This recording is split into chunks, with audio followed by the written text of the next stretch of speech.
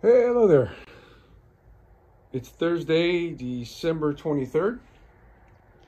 And it's, got a video going.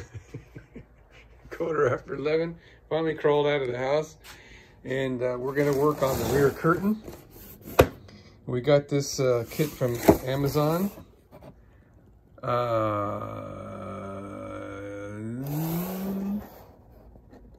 Needy Ease Ceiling Curtain T Spidle Curtain Truck System. Anyway, just look up hospital curtain on Amazon. You get all these nice screws that you can throw away. Great little stainless S hooks. A crap ton of the little roller wheel things. And I forget how many feet I bought. And the instructions actually made sense on the last kit that I bought. So the first thing we're going to do is we're going to unroll this. And it says somewhere, I saw somewhere where it says to stretch it out. That might be just on the internet.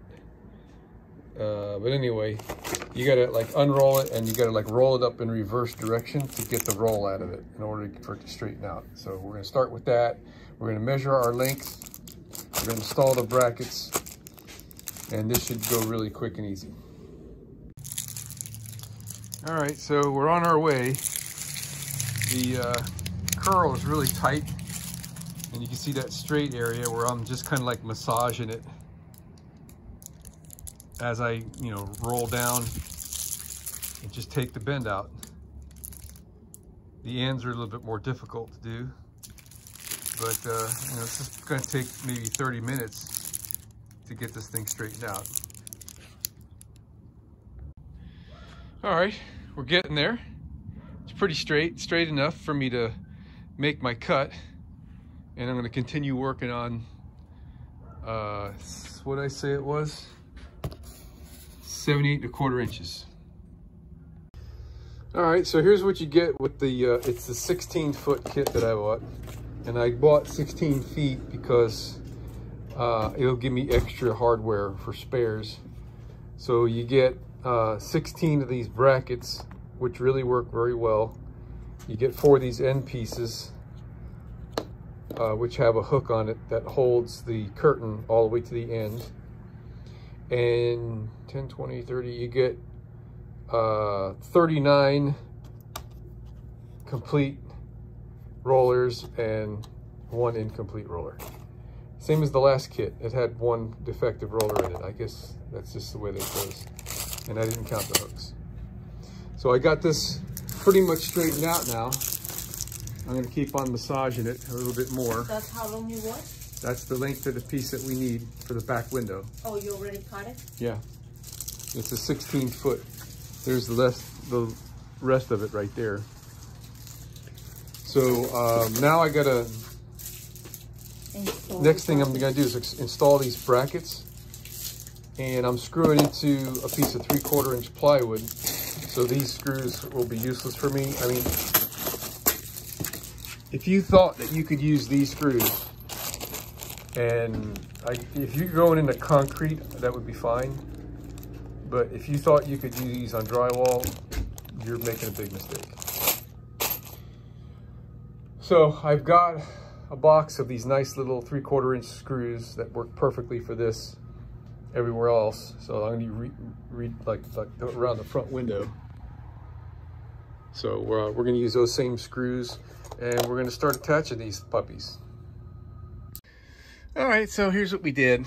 Like I did on the front and the other places, I countersunk the bracket so the screw would sit flat on this one side.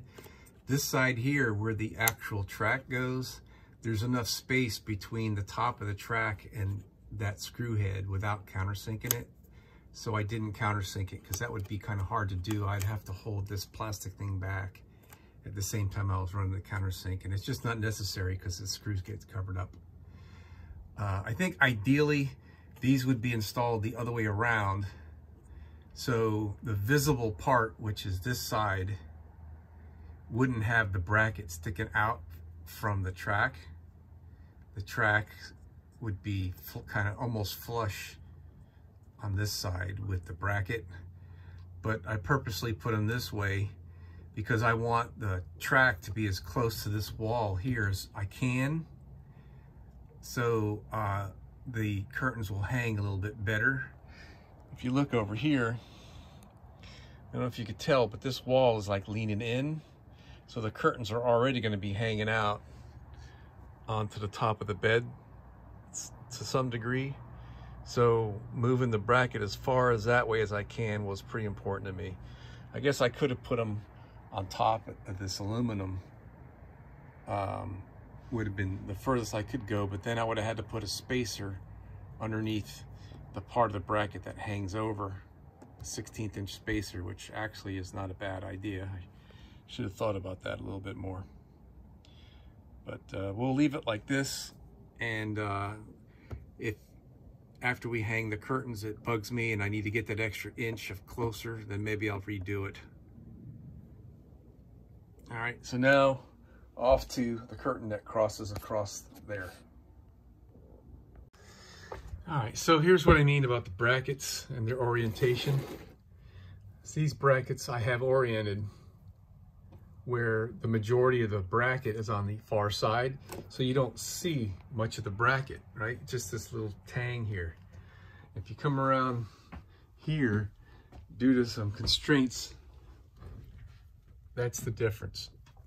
All that much bracket is sticking out on this side, and it's a little bit less aesthetically appealing, right? But you gotta look for it to see it.